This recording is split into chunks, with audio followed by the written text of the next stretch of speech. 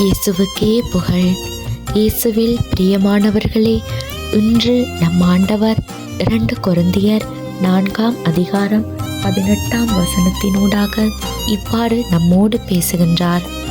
நாங்கள் காண்பவற்றை அல்ல, நாங்கள் காணாதவற்றை நோக்கியே வாழ்கிறோம். காண்பவை நிலையற்றவை, காணாதவை என்றென்றும் நிலைத்திருக்கும்.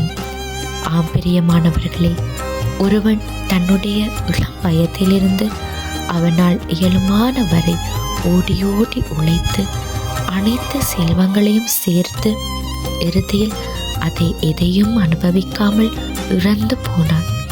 இதனால் அவனுக்கு கிடைத்த பயன் என்ன? இதே போலதான் பிரியமானவர்களே, இன்று எங்களுடைய வாழ்க்கையும் இருக்கின்றது. நாங்கள் காண்கிற எதுவுமே நிரந்தரமில்லை. எல்லாம் காணல் நீரை போன்றது. மனிதர்களுடைய அன்பு நிலையற்றது.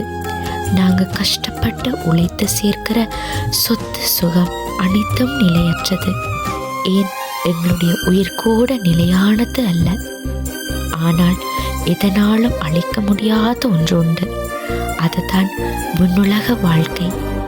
இந்த உலக காரியங்களை குறித்து நாங்கள் கவலைப்பட்டு கொண்டு எங்களுடைய வாழ்க்கையையே அழித்து கொண்டிருக்கிறோம்.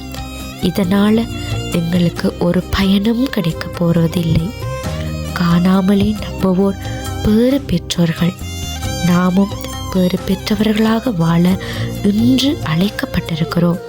எனவே கடவுளால் எங்களுக்கு உருவாக்கப்பட்ட நிலையான விண்ணக வீட்டை அடைய வேண்டி மன்றாடுவோம். திருவாசகங்களும் மறைவுரைகளும் இதைத்தான் எங்களுக்கு சொல்லுகிறது. காண்கிற இன்பம் துன்பம் இதையும் நினைத்து விண்ணக வாழ்க்கையை இழந்து விடாமல் இருக்க ஆண்டவர் உங்களோடு இருந்து உங்களை வழி நடத்துவாராக. ஆமேன்.